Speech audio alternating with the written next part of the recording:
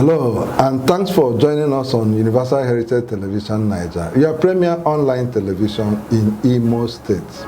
Here again is our day's edition of our breakfast show, Daybreak Niger. Our focus today is on the U.S. visa ban. And I have as my guest, Frank Ochiagha Nwete. Frank, you're welcome to our program. Thank you for having me. Ochiagha Frank Nwete is a strategic media consultant. And that's a big one for... Thank you so much. I will be consulting you very soon. That would be nice. Okay, my name is Afam Echi. Please remember to give us thumbs up for our programs and subscribe to our YouTube channel. Frank, we cited your communication on the U.S. visa ban, focusing specifically on the Imo State Resident Electoral Commissioner. And he said a number of things. What actually are your issues? Well, thank you very much. There are plenty issues, a whole lot of issues. Let me take your mind back to when this set of the president, the electoral commissioners were appointed. There were a lot of petitions against them. Yes. Plenty of petitions. The National Assembly, we are asked not to confirm a lot of them because of certain reasons that were brought up by civil society groups. Okay. They started a lot of things. The president woman in Imo State Provincial is said to be a sister to the National Vice Chairman of the APC, Dr. Joma Arodiobu. I don't know what relationship she has with her, except because she's married now and saying Ago, which is her husband's name, but I made the name. She's related to Joma. But the Senate, for whatever reasons, overlooks this client. It was so much from civil society that they should have swept it on that carpet. Fast forward to the present situation, they were posted to the various states of assignment. Yeah. We got Professor Uchenna Sylvia, who incidentally is an academy from the University of Nigeria and Soccer. She came from there. Be that as it may, just before the start of the elections, the first one was on 25th day of February 2023. We had the presidential and national assembly elections. Okay. You know what the process of conducting the election is that Inec conducts a 2-day training workshop for would-be ad hoc staffers, mainly for collation officers. They've previously done that of the POs and APOs, all that stuff. But for collation, they did this in the Federal University of Technology. They are supposed to have used staff of the federal universities from level 9 and above for collation work. Okay. But you see, for the House of Assembly election particularly, what now populated the list? We are not even members of the tertiary institution now. We are mainly traders. Mainly traders? Yes, the particular name, a particular name. So they appeared 5 times. None of those 5 names in Douglas Road, none of those 5 names are staff of any federal institution. So what's your source? How did you get? Of course, INEC pasted it. Okay. Yes. So how did the names get into the INEC record? Smuggling. From agents of the state government. Okay. People, one of them is holding a government appointment now, was even deployed just this week to another position. One is a member of late, is a House of Assembly member elect who is undergoing this training workshop, what they are doing in New York. They went to a hotel in one of the 5-star hotels in the world, and they compiled the list. What they did was to add 1 or 2 names from tertiary institutions, those are willing to do their bidding. I better we do the ball from our side. Traders in Douglas Road. If you let them bring out the list, you just name some people that don't even have, they have never had any civil service experience, want to talk of tertiary institution experience. That's where this one made a mistake. When they finished that from the training, you will not mark attendance. It is from the attendance that you go around and check on these people. You go to register of Futo, register of Naked, register of Avan, the 3 federal institutions we have here, confirmed, see the attendance we have. This one says he's a staff for Futo, this one says she's a staff for Avan, confirm that you're staff. It's as simple as ABC. The register will just fall back on record, and right back to INEC. These are staff, these are those are staff. From the names of those that have been confirmed to be staff of these institutions, INEC was supposed to have drawn up their list, but they didn't do that. The Electoral Commissioner, for whatever reason, didn't do that. She now played to the hands of Governor Hope Uzodinma, who now brought in his agents to now do the compilation. That was why the election, especially that of the March 11 state election, went the way it did. Okay. You know, for the 25th election, 25th February election. Yes, Governor, because he was not sure where the presidency was going to. Okay. Obi was on top of the game, followed by Atiku then Tinubu. Okay. So he was a little restrained because of he didn't know where it was going to. That's why you see that Labour won the places they won of the 10 federal constituencies. APC won 4, PDP won 4, Labour won 2. For the senatorial, Labour won 1 over the zone, the APC won the other 2. Of course, you know how they even want the others, but it's not a story for another day. Immediately he saw that Inec had by 4 a.m. of the next day declared to the winner. Hope now showed us his true color. He now applied the use of force to now retrieve people's mandate, diverting it to where he wanted it to go to. So now, what happened after? People started shouting with the way the election went. The electoral commissioner refused to give him all these things. Let me take your mind back to when the former electoral commissioner was there. When people shouted about elections like that of Olo, where the secretary forcefully took he stopped the result from being announced. Yeah. He did the stoppage. Not just had to go to court to retrieve the mandate. Was expected that this one, when people started shouting, see, they retrieved the saboteurs, they did this, all the development they did. You'd have stopped. No reaction coming. Yes, you'd have reacted by stopping the result for further investigation. But she didn't do that. Okay.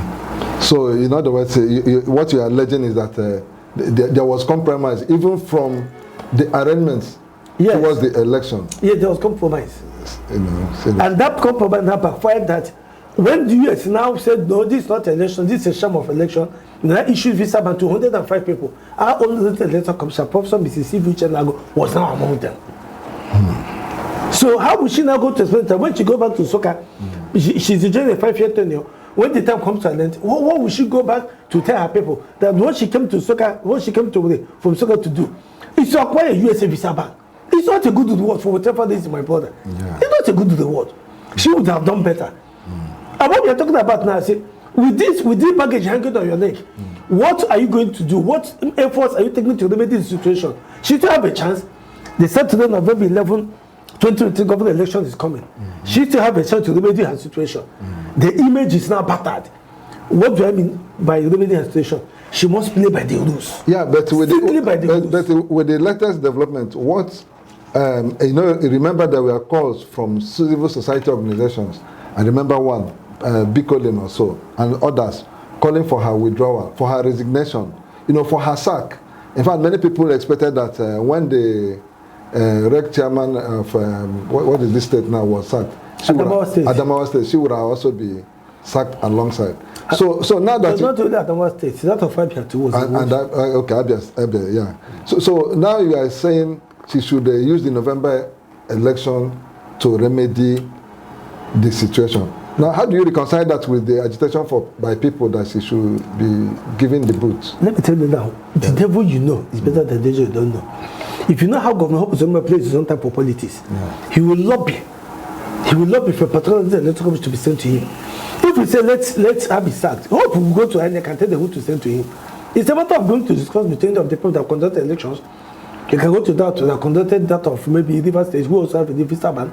Or can go to Lagos, give me an electoral commission. Even though the 36 electoral commissions all got the US visa ban, the 36 of them got it. Okay. So what Inec should do is to bring a national commissioner to conduct the election in Imo State. You can't bring a corrupt person to replace a corrupt person. The way it is now with the US visa ban, that means that the woman, something is wrong with her fundamental what she's doing in Imo State. So what they need to do is to move her away from conducting the election. Let us step aside. Bring the national commission, bring any top officer to come and conduct the election. But when you hold training for drug staffing, confirm the list, confirm your attendance from the registrars of the federal institutions here. You don't go bringing names of people from here and there. People that attendance, one of the sales clothes. Yeah. One of the ladies sells clothes in Douglas. Douglas maybe sells Okneka clothes. But her name appeared as a collection officer. Her name appeared. That's terrible. One does not do anything. One walks around this that does not, he has no job doing, but his name appeared. I know what I'm talking about. Yeah. Okay, Frank, what do you think should have been the motivation of the REC chairman, Professor Seviago, to have done what she did? Or do you think it is in her character, the way she compromised the election? What do you think she stood to gain, at that level, enjoying that status of a professor in a society where she is expected to show example? She only tried giving support to Hope. Maybe she did not know that Hope will seize the entire state 27 or 27. But that's my thinking. Maybe her intention was to give hope support to get majority. But no hope now, maybe getting flat from the ballot, from the field, what was happening. Hope saw the APC was losing. Because most of those have already been uploaded of the IREF. You know, the elections had ended before they went down snatching power buses. Okay. So results have already, ballots have already been counted. Yeah. Results entered the most, like that of Inabobi said. Of the 12 Inec wards, 8 results are called. PDP was in clear majority in 8 of those wards. The remaining 4 wards, even if you give it the whole 4 to APC, couldn't have won that election. But they came to grab the parliamentarians and kidnapped the coalition officers. Who went to somewhere, the only God knows where they went to declare the APC winner. How can you reconcile this type of thing? And when people started shouting, the electoral commission would have stopped. She said no to that result. But she kept, she allowed it to happen. Okay. Now this is a very disturbing development. Now, the Professor Sylvia Ago comes from the academia, like you said. She's a professor. Yes, she's a professor. And we expect that she should be somebody who is breeding the graduates that we say must be found worthy in character and learning before they are turned out to the society. Now, how will you rate the conduct? How will you rate her conduct? How will you rate her conduct to the quality of graduates that we produce? You know, given the role she's supposed to play in character molding. So how will you relate what she has done to the students? As a professor, she has got to the peak of her career. That doesn't mean not be the professor. Okay. It is not come and chop that can make you become a professor. Okay. And she's a professor of a federal institution. And that institution is the University of Nigeria Soccer. And a citadel of learning that people look up to. Now, let me tell you something. She didn't behave well as a professor. What she did was to now empower the academia. And you see, people have been you know, shortly after the election, there were these calls for, why are we even using the professor? Look at what the professor did. Can't we use other people? Can't we use judiciary? Can't we use this? While I agree that there's nobody that's not corruptible. Almost everybody is prone to, whether even those in the religious, many of them are also corrupt. So it is not out of place that somebody from the academy is corrupt, but she didn't do well. She should have lived up to her stake as a professor. Okay. It's not easy to be a professor. I know what I'm talking about. In the way you see people for these professors, it looks as if it is. It's not easy to come by. So for her to have now come to behave that way speaks volume of her status as a professor. Okay. She didn't do well. It speaks volume, perhaps, on how she climbed to being a professor. Okay. Then let me tell you that if we even begin to prime into her type of person, you might even see that she even got to that place fraudulently. Okay. If she can have the mind to allow for the daily robbery of people's mandates, then there's nothing she cannot do. Okay, now let's look at another issue. America sent observers to Nigeria, and their report did not speak well about the conduct of the election. They followed it up to ban 105 Nigerians, and the fact that 36 electoral commissioners were banned speaks volume of the election that was conducted. Yes, the compromise, the level of compromise. And now, the same America is coming to Nigeria to witness the swearing in of Tinubu. Because you invited them. How do you reconcile it? How do you reconcile it? Because you said this is not good. It is their right. We expect that as a developed society, as a civilized society, that is always striving for quality, for right things. That is boycotted. Yes. In protest, were you not thinking that? Okay, let me tell you. Yeah. I'm an international affairs analyst. Okay. I am grounded in international politics. Only if you know this war, silent economic and social what is ongoing between US on one part, China and Russia on the other side, you know that America needs Nigeria more than Nigeria needs them. That's why they couldn't have said no to that invitation. When we talk about China, we're talking about China's Belt and Road Initiative. Though the Belt and Road Initiative, US continue to speak against it. What are they doing? Belt and Road, what do you Belt. Yes. No belt. Okay. And Road Initiative. Okay. The belt means train. The train track is a belt. Yeah. Then the train goes on it. Is the road, where they lay the chain is the road, and the train goes to that the Belt and Road Initiative. For the purpose of our listeners, so that some of them would Belt and Road Initiative. Yeah. China launched this battered initiative since 2013. They've done it in plenty countries, Uganda, Zambia, Tanzania, where you can move by train from Uganda to Tanzania, from Uganda to Zambia. Interconnectivity, they are doing it. But that's their own method of exploitation. That's their own means into African country to reduce US dominance. US have suddenly woken up to what China is doing, and they've started hitting China up and down. That's why they're also fighting Russia. They're also suspecting that it's China that is supplying Russia with the will. China and Iran are supplying Russia with the weapons they're using in Ukraine. That's why some of the drones Ukraine shot down are Iranian and Chinese made. You know, China continues to deny it. So look at him. Let me use Mali as an example. When Mali started, felt that they're losing the war on insurgency, they said that French troops should leave their country. They sacked French troops. They went to Russia to say, please give me troops. And Russia gave them Wagner, the army for hire. Wagner is a mercenary organization. When you pay them, they give a number of soldiers with the equipment. Now, there's this little allegation that it's from there that Russia are also moving the equipment, their weapons, to countries they want to go to. So, whatever the US will do to hold on to their grip of the African continent, they will do. So that's why if you look at that 105 visa ban list, to the Muslim is not there. It's tactical. So I wanted to ask that question. It's tactical. So what is tactical about it? They want to protect the economic interest. You may not have known that most of these big multinational companies in Nigeria are owned by the Americans.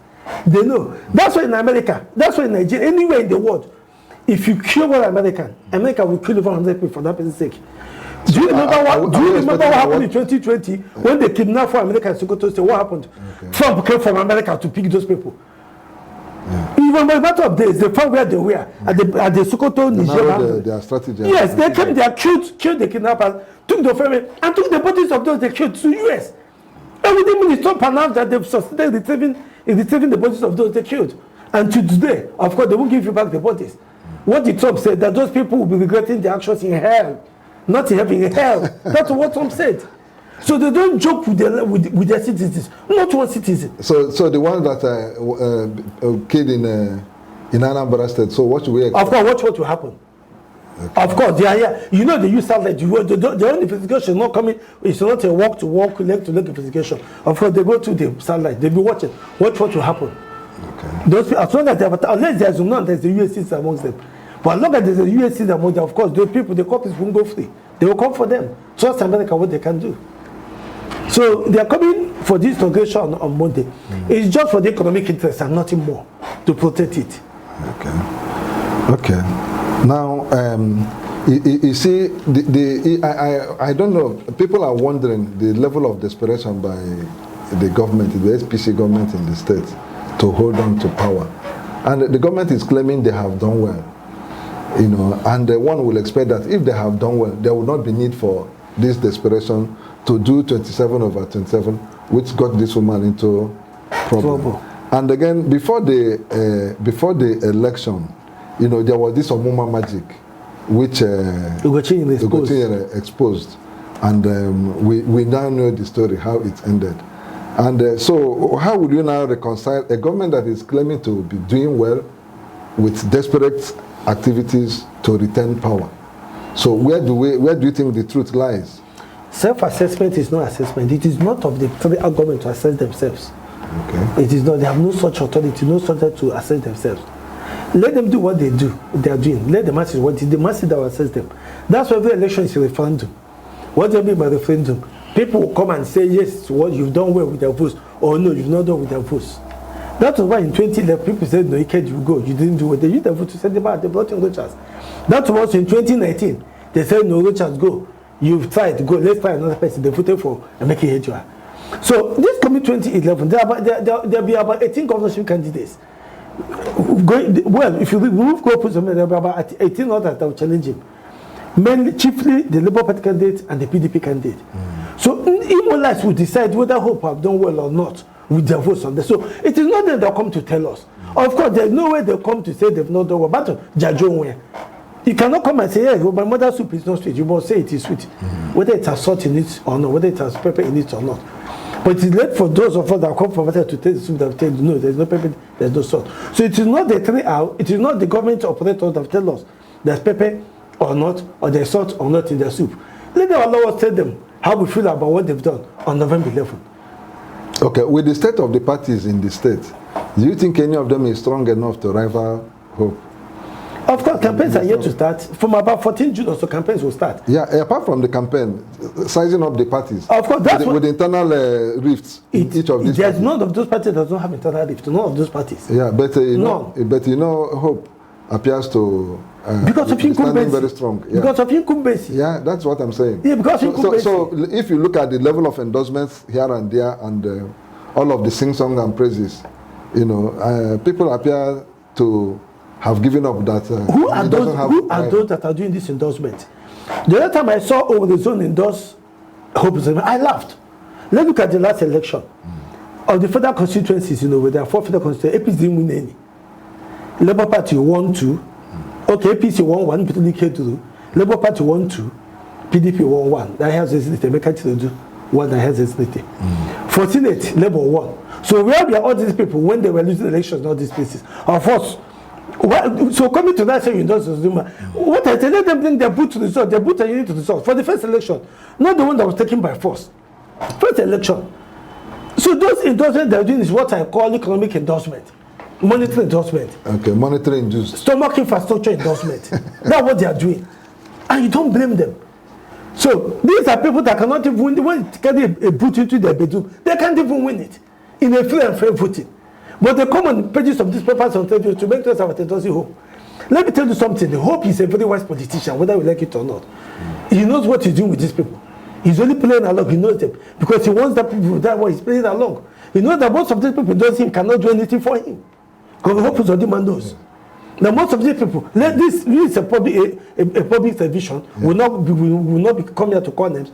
But of course, you know, most of those people announcing endorsements are people that have history of not winning their booths. I'm not talking about what booth that are situated in front of their homes. Yeah. They can't win it, and they come to say they're endorsing Hope. Endorsing him for what? So it's a kind of a commercial venture. Of course, we'll come back here to talk about it. We have compiled. There's a group that compiled lists of those that have done this endorsement, and we have it. They've shared it. So we're waiting. At the end of the vote, we'll come and look at how they will transfer in their booths. Let's have them win their booth. We'll talk about what. Okay. Let's see what will happen. Okay, before anybody can endorse. You can also sit there and endorse anybody you want to endorse. It's not out of place. Are you going to give me something? Of course, they'll give you something that you have your right to make endorsement.